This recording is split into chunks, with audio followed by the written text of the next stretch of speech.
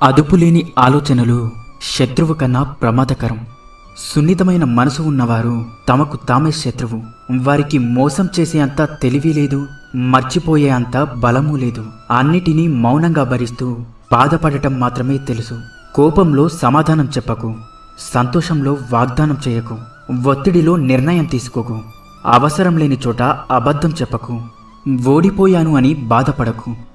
ఓటమి నీకు శత్రువు కాదు, మిత్రువు మాత్రమే. ఎందుకో తెలుసా? ఓటమి నీ ప్రయత్నంలో ఏదో లోటు ఉంది అని తెలియజేస్తుంది, ఇంకాస్త కృషి అవసరమని హెచ్చరిస్తుంది. ఉన్నత వ్యక్తిత్వం కలిగి ఉంటే శత్రువు కూడా నిన్ను చూసి తలదించుకుంటాడు. గతాన్ని ఎప్పటికీ మార్చలేము, కానీ భవిష్యత్తుని రాసుకునే శక్తి మాత్రం నీ చేతుల్లోనే ఉంది. ఉన్నతంగా ఆలోచించు, అలాగే గొప్పగా జీవించు.